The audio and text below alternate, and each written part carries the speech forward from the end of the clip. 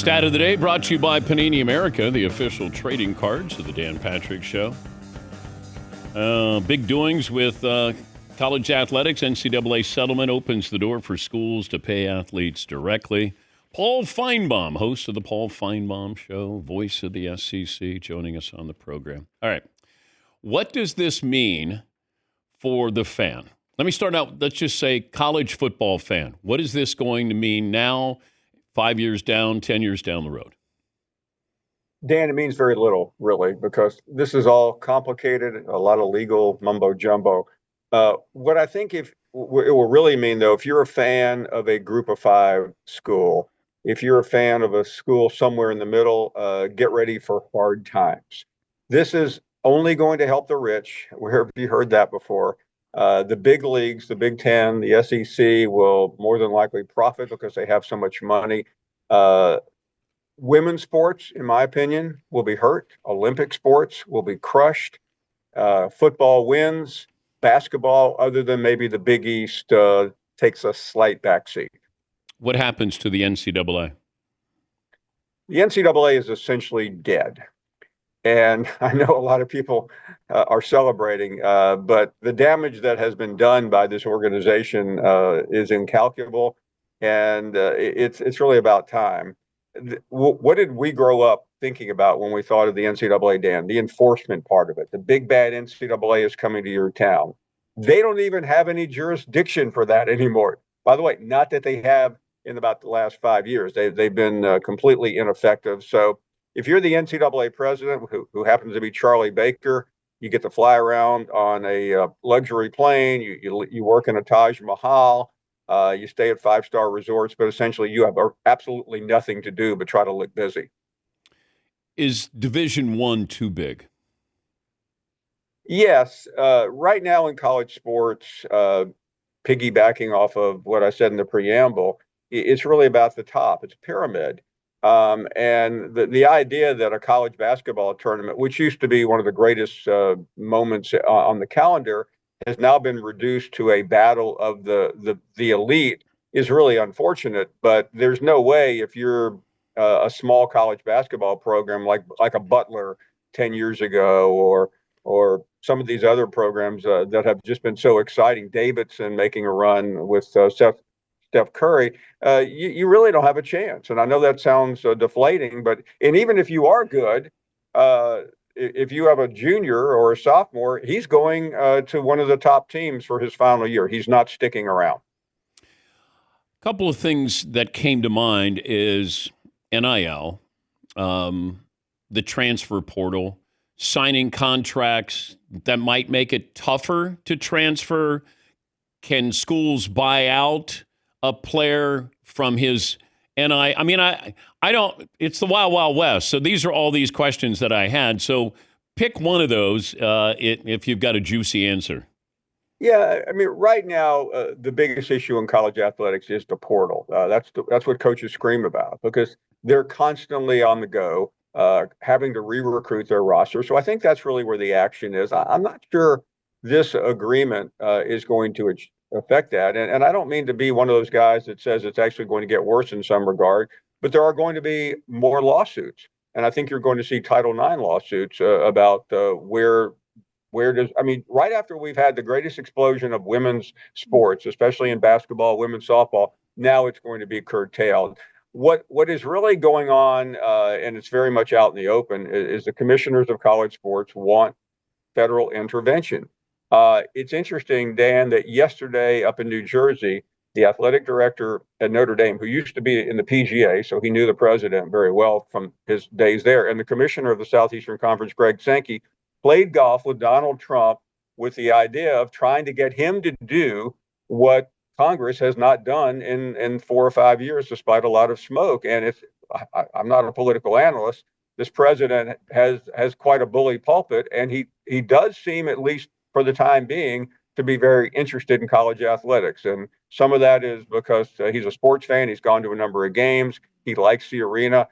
So he could help in the short term, but from a legal standpoint, almost everything will be challenged at some point. But the idea of Congress giving college athletics an antitrust exemption, limiting college athletes in terms of what they can make, I think it still remains fairly slim.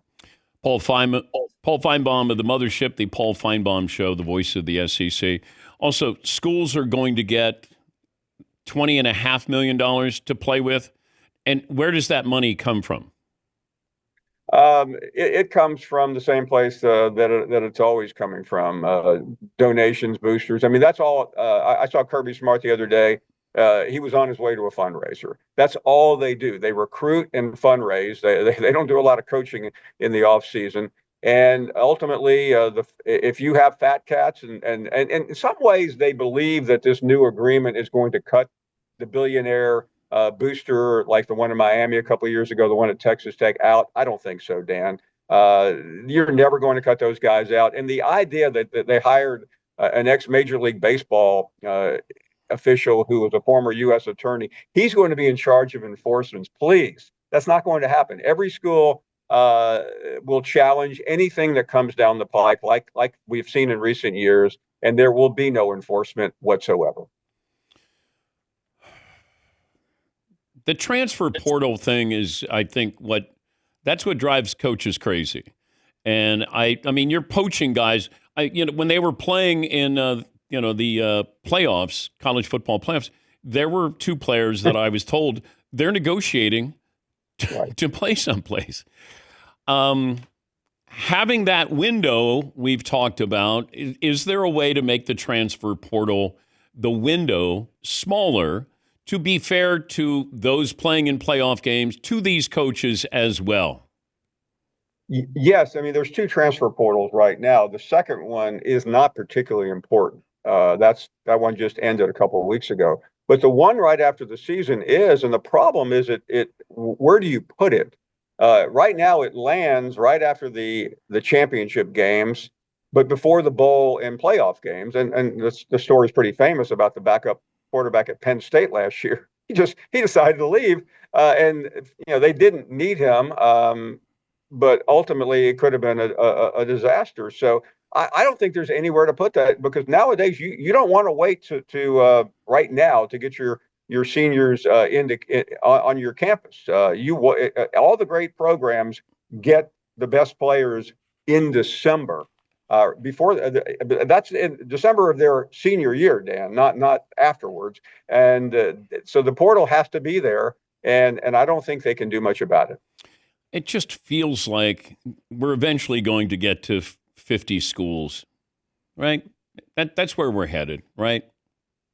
Right. And we're also going to get collective bargaining at some point. I don't know why college administrators just don't want to admit that they're paying the players. But as soon as I say this, and we know everything that has happened, you'll get an athletic director on your show next week, or a coach, and he'll use this phrase, Dan, the student athletes. Oh, Please don't. I mean, laugh in his face, because that's the most laughable statement and word.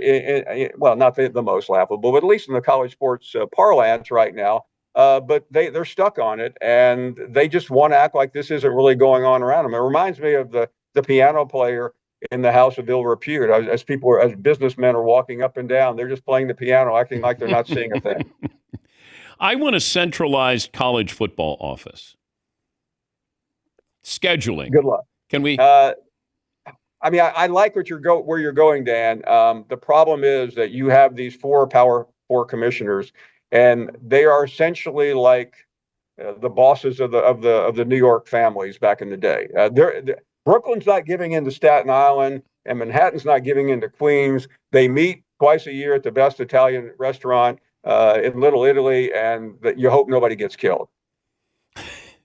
But it's all about money, Paul, and there's more money to be made. They love making their money. So I at some point in my lifetime, I think we get to 50 colleges, and you are playing, and then there's everybody else. I just think, and there's going to be some schools that might go, you know what, we're going to drop football. It's we don't want to spend money, or these are strange. So maybe you drop divisions. The one thing I'll say, and I'm not a Pollyanna, but come September on a Saturday night when we're watching Ohio State and Texas, and Arch Manning has the ball on 4th and 1 at the goal line. We won't care about any of these things. The games are fantastic, just like everything that you're watching in hockey and basketball. But the off season is just brutal. Yeah, but when it's November 8th and it's Georgia versus Mercer, then I have a problem with that, Paul. I agree. But nowadays, because the playoff remains as convoluted as ever, we're going to get at least three of the two. Every program at least is going to have at least two of those games. I mean, look at some of the schedules. Penn State has an embarrassing non-conference schedule this year, and they're one of the favorites to win the national championship. Good to talk to you, Paul. As always, thanks for joining us. Always a pleasure. That's Paul Finebaum, the mothership, the Paul Finebaum Show, voice of the SEC.